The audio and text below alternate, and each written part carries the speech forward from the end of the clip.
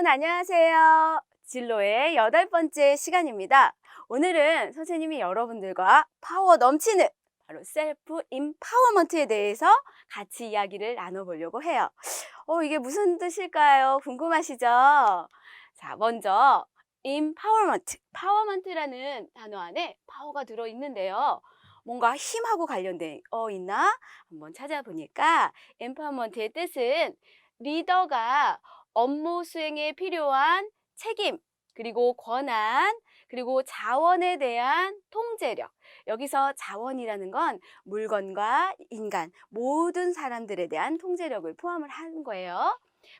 팀원에게 배분하거나 공유하는 과정이라고 되어 있어요. 그렇다면 empowerment라는 거는 리더만이 가질 수 있겠네요. 그렇죠? 리더는 자기가 스스로 리더십을 가지고 팀원들을 이끌어 나간다? 예전엔 그렇게 알았지만 요즘에는 리더라는 것은 나의 팀원들이 책임과 권한을 스스로 갖게 하는 것, 그들이 통제력을 갖게 하는 것이 리더의 힘이라고 해요. 그렇다면 리더는 어떠한 모습을 또 아울러 필요할까요?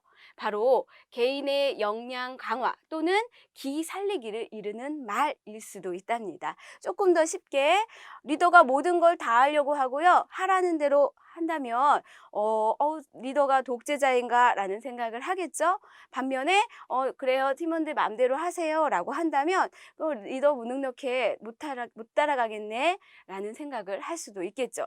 하지만 리더의 모습에서 당신에게 권한이 있습니다. 당신을 믿습니다. 라는 모습을 보여준다면 우리는 오히려 우리의 모습 속에 숨겨져 있는 이런 슈퍼우먼 같은 이런 모습들이 자발적으로 기가 살아서 나올 거예요. 그래서 훌륭한 리더는 이렇게 팀원들에게 개인의 역량이라든가 기를 살려줄 수도 있고요. 또한 능력과 의욕을 분리하지 않아요. 굉장히 의욕은 넘치는데 능력이 없다. 저런 사람 안 돼가 아니라 이 의욕을 능력으로 키워줄 수 있는 힘을 가진 사람이 바로 리더가 되겠죠. 그렇다면 우리는 선생님이 조금 전에 여기에 셀프라는 단어를 붙였었죠. 셀프, 임파워먼트. 자, 이 리더라는 말을 살짝 지우고 자기 자신으로 한번 바꿔볼까요? 자기 자신이 업무에 필요한 책임과 권한, 자원에 대한 통제력을 스스로에게, 누구에게 주지 않아요? 자기 스스로에게 배분 또는 공유하는 과정.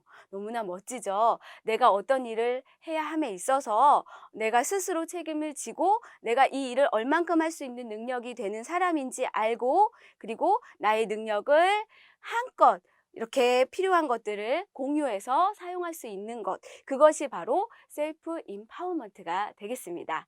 우리는 내가 셀프 임파워먼트 있는 사람이야 라는 것을 이렇게 표현을 해요. 바로 오늘 주인공은 나야 나. 자, 자신감이 넘쳐 보이나요? 그렇습니다. 셀프 임파워먼트를 지닌 사람은요. 나 이런 사람이야 라고 자신 있게 외칠 수가 있죠.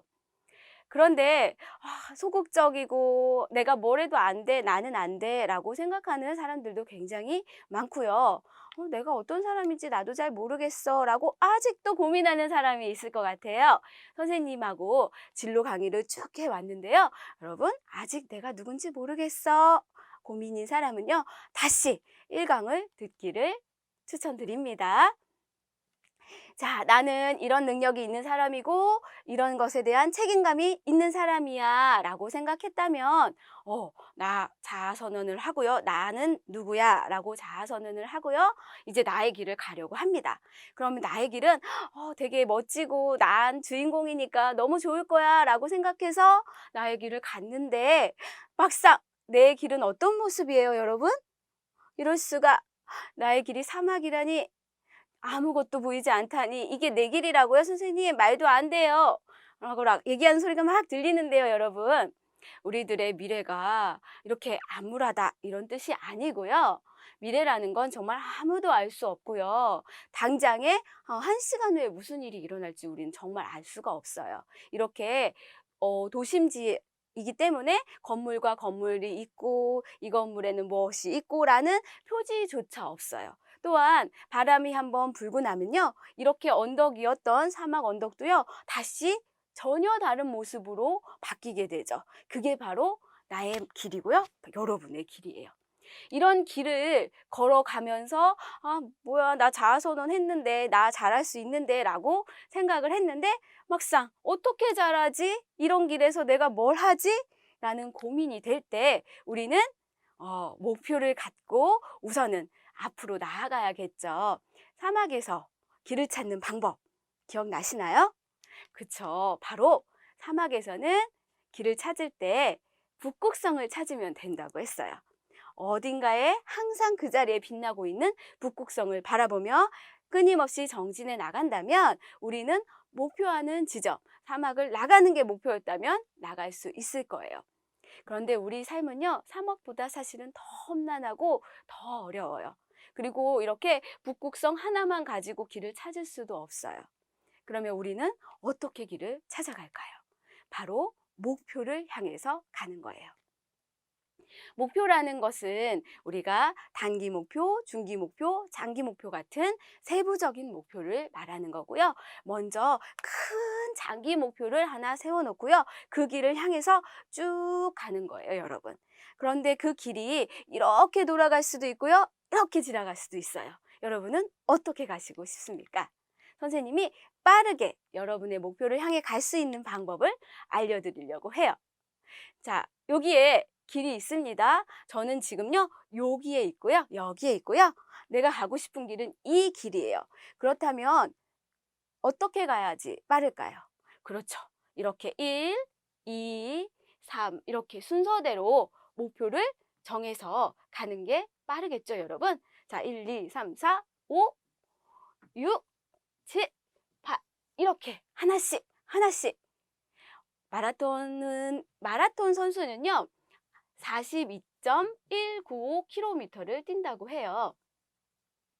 근데 시작해서 42.195km를 쭉 뛰다 보니 도착하는 게 아니라 그 지점마다의 목표를 정해놓고 여기서 여기까지 열심히 달려서 목표 지점에 꼬린, 그리고 두 번째 여기서 여기까지 또 열심히 달려서 목표 지점에 꼬린, 이렇게 세부적으로 목표를 나누었을 때 중간에 포기하거나 호흡이 잘못되지 않고 끝까지 완주할 수 있다고 합니다.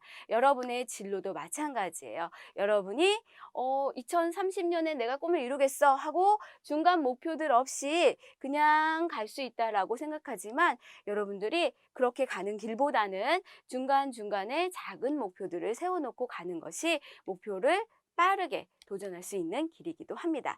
여러분 워크지를 준비하셔서요. 여러분의 1단계 목표, 2단계 목표, 3단계, 4단계까지 구체적인 연도와 어떻게 내가 목표를 이룰 것인지를 한번 적어보도록 할게요. 잘 적어보셨나요? 여기 나의 목표와 진로 속에는요, 선생님이 강조하는 숫자가 꼭 들어가야지 되는데요. 그 숫자가 바로 연도. 내가 언제까지 이룰까, 언제까지 이루겠다라는 연도가 반드시 들어가야 할 숫자 하나이고요. 두 번째는요, 같은 거지만 조금 달라요, 여러분. 몇 살까지 이룰까? 나는 30살에 이런 목표를 이루겠다. 나는 25살에 이루겠다라는 구체적인 연도와 나이까지 적어주면 좋겠죠. 또한 그 안에는요, 세부적으로 적어야 할 것들이 굉장히 많아요. 상상을 할 때에도 구체적으로 상상하는 게 좋다고 했죠. 어떤 자격이 필요한지, 어떤 공부가 필요한지, 그리고 필요한 네트워크가 무엇인지까지 여러분들이 이 안에 있는 것들마저 하나하나 세세하게 기록해 보면 좋답니다. 그럼 이렇게 만든 진로 로드맵은 어떻게 활용을 할까요? 정말 중요한 나의 진로 스토리로, 또 나의 자기소개서 쓰기로, 또한 이 모든 것들을 모아 나의 포트폴리오로 활용할 수가 있어요. 선생님이 오늘 진로 로드맵과 직업 로드맵 두 가지를 해줄 거고요. 그 후에는 포트폴리오 연습까지 같이 할 거예요. 직업 로드맵 역시 내가 어떤 직업을 가질지, 하는 일, 근무 환경, 그리고 전공을 무엇을 해야 하는지, 필요한 교육이나 분야, 요구되는 자격증, 또 내가 자격증을 땄을 때 어느 부분으로 진출할 수 있는지까지 이 모든 것들을 단 한 장의 그림으로 표현하는 게 직업 로드맵입니다. 진로 로드맵에서는 연도별로 내가 이루고자 하는 꿈을 적어놨다면 직업 로드맵에서는 조금 더 구체적인 직업을 적어놓는 게 굉장히 중요하겠죠. 직업 로드맵 역시 작성할 준비가 되셨나요? 여러분들이 구체적으로 내가 어떤 자격증을 딸 것인지, 몇 년도에 무엇을 이룰 것인지, 연도와 나이까지 이렇게 두 가지 숫자를 구체화시켜서 적어보는 진로 로드맵을 작성해 보도록 할 거예요. 직업 로드맵을 작성을 할 때에는 먼저 내가 원하는 직업이 무엇인지 찾는 것이 굉장히 중요하겠죠, 여러분? 자, 그럼 항상 고민이 되는 게 있을 거예요. 진로, 직업, 같을까? 다를까? 고민이 많이 될 텐데, 직업을 못 찾았다고 진로를 못 찾은 걸까요? 그건 아닐 거예요. 여러분들이 지금 어떤 직업을 가질지, 내가 무엇을 좋아하는지 고민하고 있는 이 순간들이 바로 진로의 순간이고요. 여러분의 고민이 해결이 되고 오늘 해야 할 일이 결정이 됐다면 오늘의 진로가 결정이 된 것입니다. 많은 고민 끝에 여러분들이 나가야 할 방향들이 결정이 되는 거고요. 그리고 그 방향의 끝에는 여러분들이 좋아하는 직업이 기다리고 있을 거예요. 여러분들은 선생님과 직업 로드맵을 작성하면서 내가 어떤 직업을 가질지, 그 직업을 갖기 위해서는 어떤 자격증을 언제까지 따야 할지까지 고민하는 아주 멋진 고민을 하는 시간을 보냈죠.